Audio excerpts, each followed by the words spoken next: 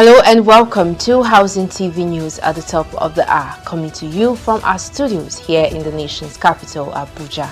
I am Dorcas Chia. Our top stories. Tinubu declares security emergency and orders a mass recruitment. Terrorists abduct 32 pregnant women, children, 20 farmers. Edo government denies revoking preschools PLC's land titles. On the foreign scene, Hong Kong high-rise fire death toll rises to 55. And now the news in detail. President Bola Ahmed Tinubu has declared a national security emergency following rising attacks across the country. In a State House address on Wednesday, he ordered the Nigerian police force to recruit an additional 20,000 personnel, raising the current intake to 50,000. And approved the temporary use of NYSC camps as training centers. Police officers withdrawn from VIP duties will also be retrained and redeployed. Tinubu directed the DSS to deploy forest guards for nationwide operations in areas where terrorists and bandits are believed to be hiding, and approved further recruitment to strengthen intelligence and counter-terrorism efforts.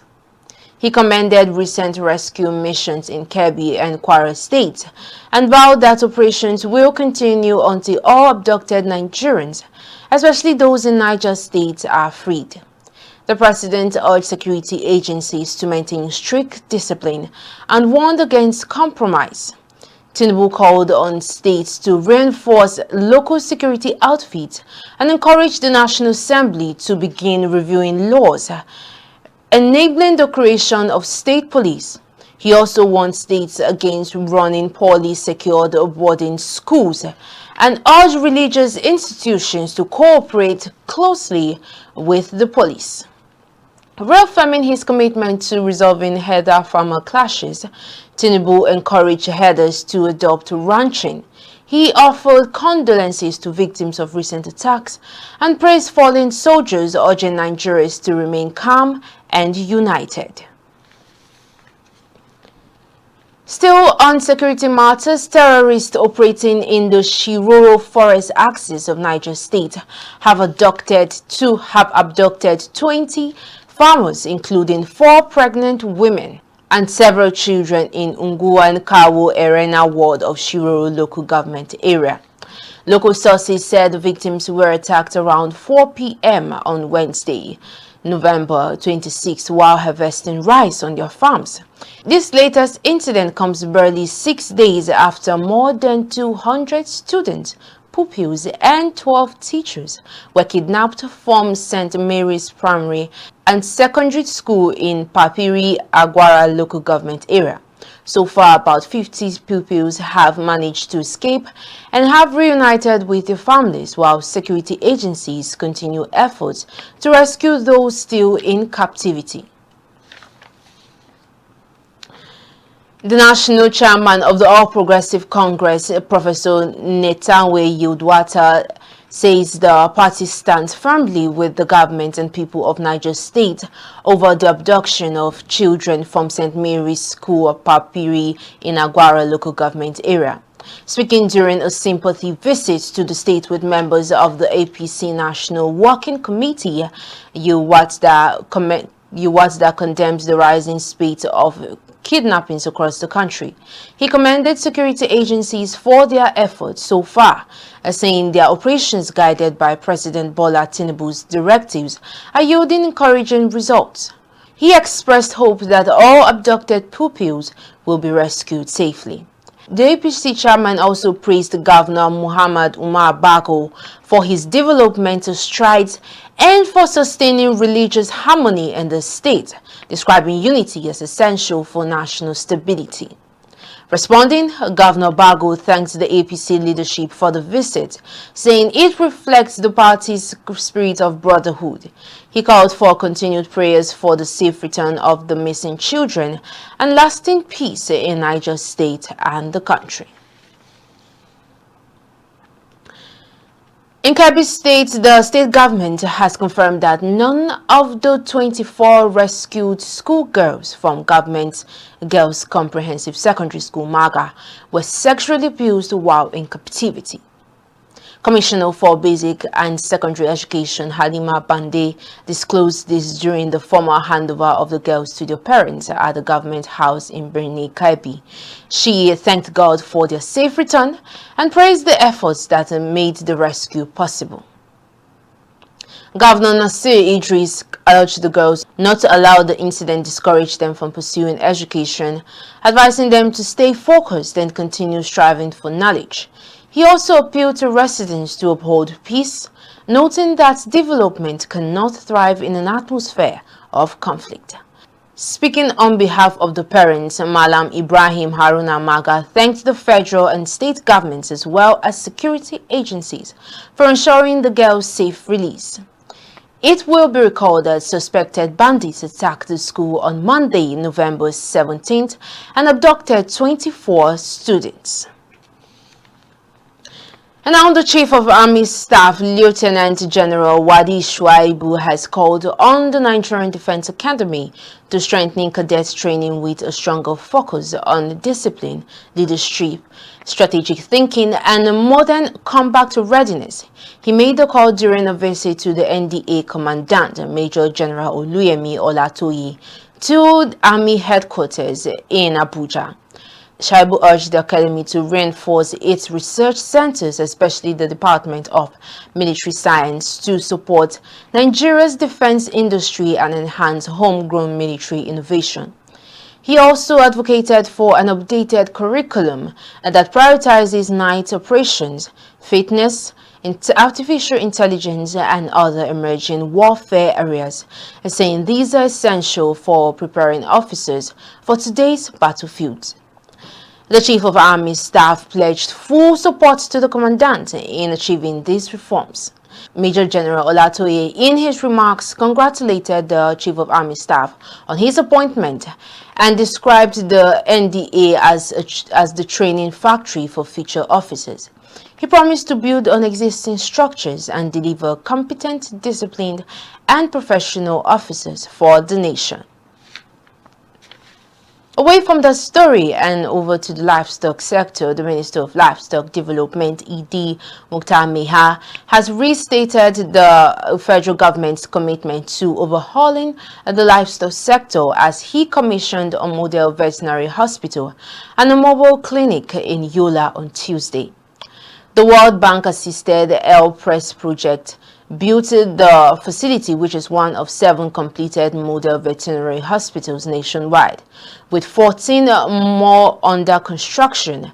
Mukhtar said the Adamawa Center, equipped with consulting rooms, a diagnostic lab, and a surgical theater, will serve as a hub for quality animal health services. Magban President Baba Othman and the Lamido of Adamawa, Dr. Muhammadu Bakindu Aliyu Mustafa, praised the project, while Governor Amadu Fintiri urged residents to make full use of the facility. El-Press National Coordinator Dr. Sanusi Abubakar said the hospital will boost disease control, productivity, and food security.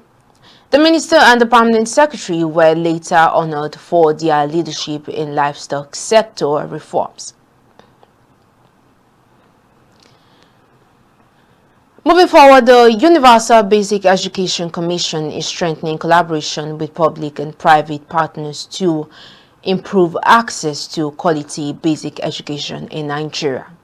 Executive Secretary Aisha Garba announced this during a 3-day meeting in Lagos to review the Commission's public-private engagement and partnerships framework. The update aims to better align partnerships with current sector needs. UBEC highlighted Nigeria's 17 million out-of-school children and ongoing challenges such as low learning outcomes and poor infrastructure. Garba stressed the need for expanded access, improved quality technology use, and inclusive education for vulnerable groups.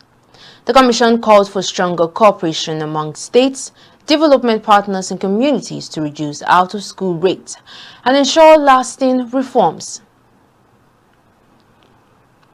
And on to some legal matters, the High Court of the Federal Capital Territory, Abuja, has adjourned the case between the National State Government, Governor Abdullahi Sule, and Professor Zakari Gundu to January 15, 2026, following a request by Governor Sule's legal team. At Thursday's sitting, lead defense counsel Professor Sebastian Hon, SAN, informed the court that the claimant requested the adjournment, which the defense does not oppose. Professor Horn, joined by a strong legal team including TJ Aundu San and former Attorney General of Benue and Kaduna States, said the defense had filed a preliminary objection challenging the court's jurisdiction. He stressed that this objection must be resolved before the substantive case proceeds. Neither Governor Sule nor Nasarawa State was represented by counsel when the case was called. The court adjourned the matter to January 15th for hearing and determination of the preliminary objection. Senator Abba Moro, representing Benue State South and Senate Minority Leader, has denied reports that he plans to defect from the People's Democratic Party. In a statement from his media advisor, Emmanuel Echel John, the senator called the rumors baseless and said no discussions about defection are ongoing. A founding member of PDP, Senator Moro, reaffirmed his commitment to the party's ideas and values, acknowledging the current internal challenges, but expressing confidence in the party's mechanisms to resolve them. He urged the public to disregard the rumors as the work of mischief makers, anxious about PDP's resilience and competitiveness. The senator called on PDP members nationwide to stay loyal and work towards restoring the party to its winning ways. Former Kaduna Central Senator Shehu Sani has accused some northern political leaders of exploiting the region's worsening security crisis for political advantage ahead of the 2027 general elections. Speaking in Kaduna, Sani commended what he called political hypocrisy and a persistent leadership failure, stressing that insecurity should never be used as a bargaining chip for electoral positioning. He called for an urgent summit of northern leaders to tackle the structural issues driving insecurity, including almajiri, mass illiteracy, poverty, and chronic underdevelopment. Sani criticized leaders who focus on political point scoring rather than addressing the root causes of violence. He pointed out that the terrorists and bandits in the north are mostly northerners speaking Hausa, Fulfulde, and Kanuri, not foreign elements. That the violence, the upsurge in attacks, and the attacks on schools and churches and mosques you are seeing today has been with us in the last 50 years. And all security agencies were all manned by people from northern part of this country. Were they able to solve the problem? No. You cannot fight and defeat terrorism with a divided house. Here we are as a country today, victims of violence, of bloodshed, of attack, are demanding for more action on the side of government to end this carnage, to end this bloodshed. But there are political forces from this part of the country who thinks differently, that this is an opportunity for them to hit on the government and to capture state power. So political power is more important to them than the lives of our people. The former lawmaker lamented that northern Nigeria has been a theater of bloodshed for over 15 years, with attacks on schools, churches, mosques, and communities becoming the tragic norm since 2012. He accused some actors of celebrating attacks, which only weakens government efforts. He commended Governor Suba Sani for reducing religious tensions and improving relative peace in flashpoint areas like Benin, Gwari, and Giwa, and acknowledged measurable security gains under President Bola Ahmed Tinubu's administration.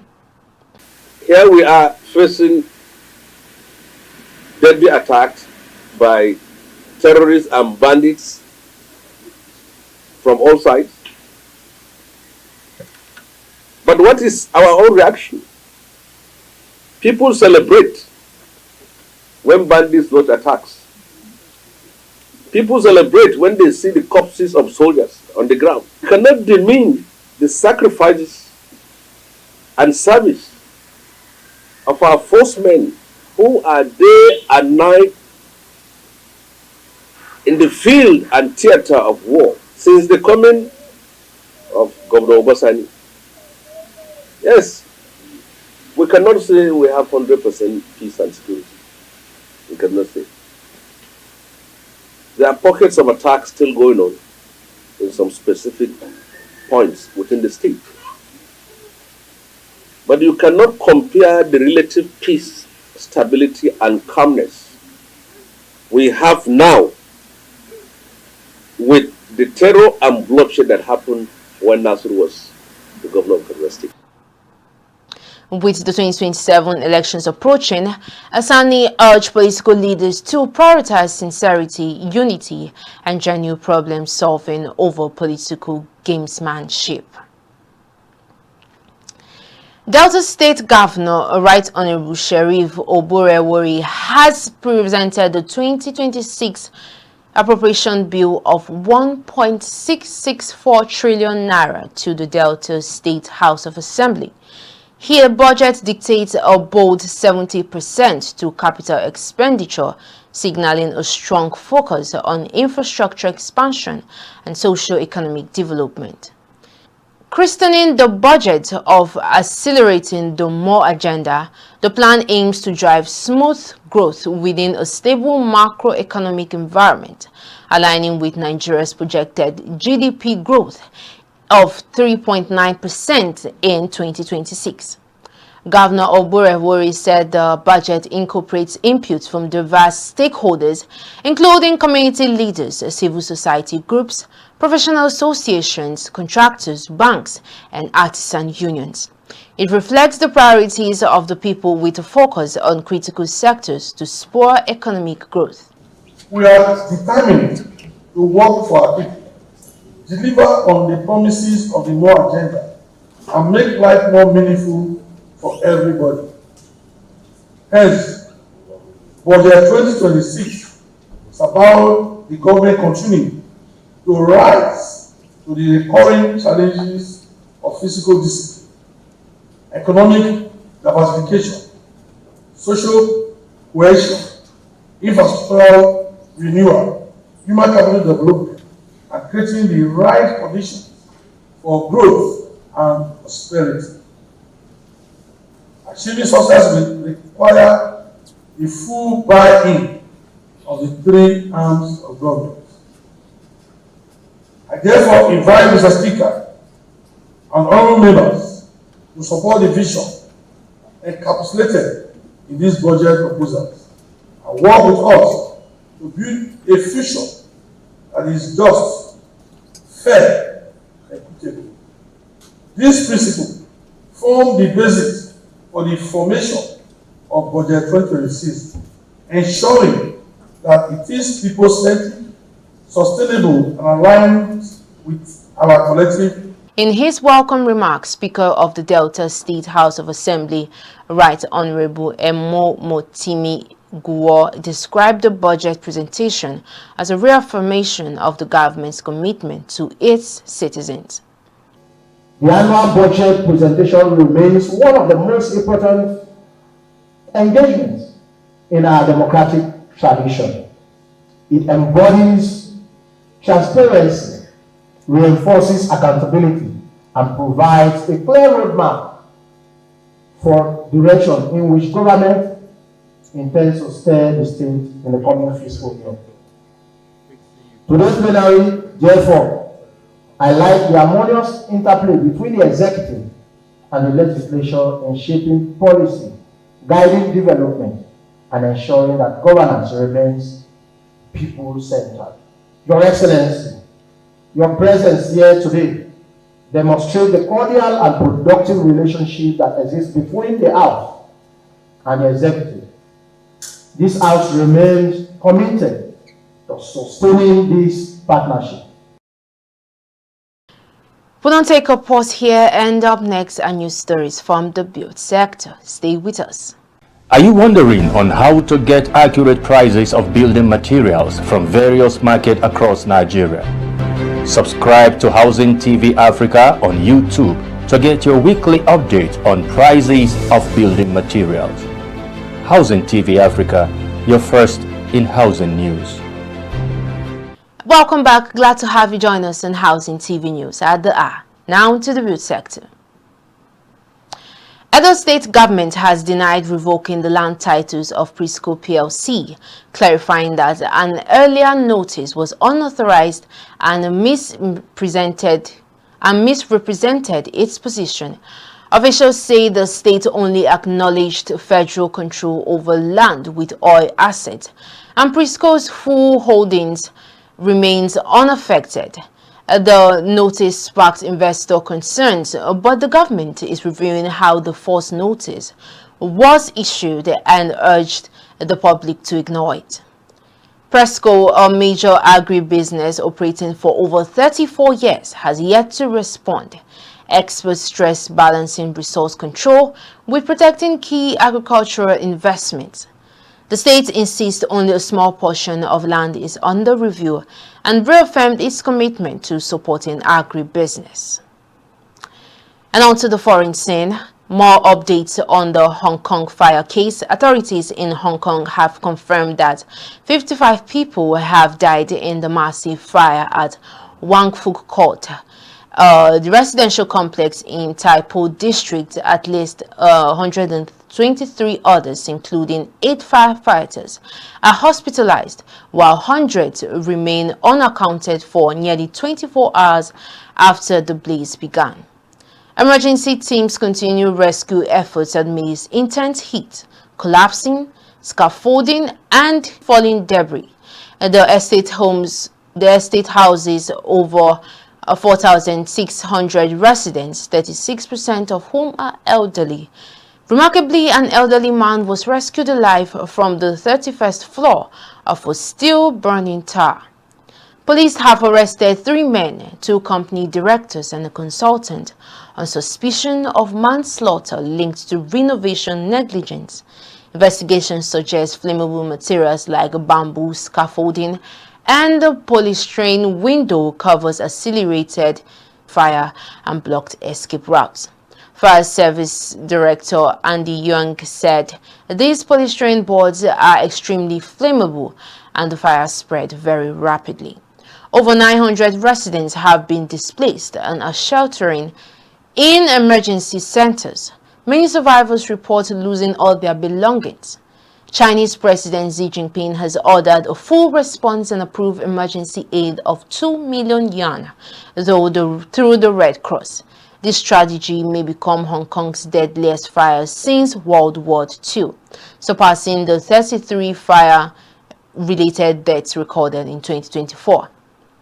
Chief Executive John Lee has ordered safety inspections of all residential estates undergoing renovation. And that's just about the much we can take on Housing TV News at the hour. But before we go, a recap of our top stories. Tinubu declares security emergency and orders mass recruitment. Terrorists abduct 4 pregnant women, children, and 20 farmers. Edo government denies revoking Prisco's PLC's land titles. On the foreign scene, we told you that Hong Kong high-rise fire death toll rises to 55. For more news in the housing sector, do well to subscribe to our YouTube channel, Housing TV Africa. You can follow us on all our social media platforms and download the Housing TV mobile app on your Google Play Store and Apple Store. Many thanks for watching. I am Dorcas Chia. Bye for now.